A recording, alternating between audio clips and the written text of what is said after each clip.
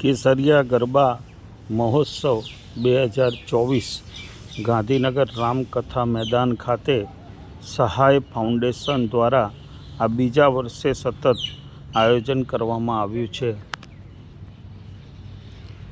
આ ગરબામાં આજે લગભગ 30,000થી વધુ ખેલૈયાઓ ગ્રાઉન્ડમાં ગરબે રમતા જોવા મળ્યા।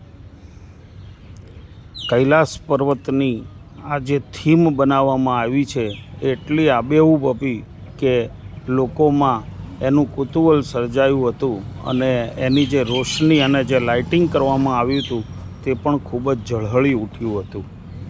આયોજકોમાં પણ એટલો બધો ઉત્સાહ જોવા મળ્યો હતો કે એમના પરિવારો પણ આ કૈલાસ પર્વતના આગળના ગ્રાઉન્ડની અંદર પરિવાર સાથે ઝૂમતા જોવા મળ્યા અને આયોજકો પોતે પણ તાળીઓ પાડીને ગરબે રમતા જોવા મળ્યા હતા।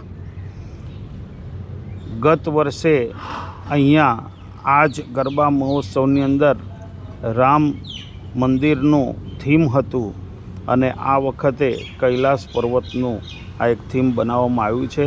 કેદારનાથના મંદિરની અંદર લોકો દર્શન કરીને ત્યાં પૂજા અર્ચના કરતા પણ જોવા મળ્યા હતા, જળાભિષેક કરતા પણ લોકો જોવા મળ્યા હતા।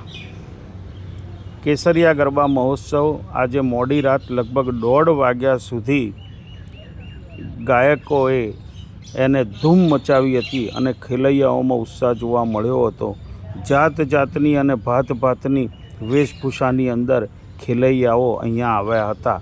ઉત્તરના ધારાસભ્ય રીટાબેન પટેલ અને એમના પરિવાર એવા સહાય ફાઉન્ડેશન આયોજિત આ ગરબા મહોત્સવ અત્યારે ઉજવાઈ રહ્યો છે અને આપ જોઈ શકો છો કે આયોજકોના પરિવારો પણ કેટલા ઉત્સાહથી અહીંયા ઝૂમી રહ્યા છે।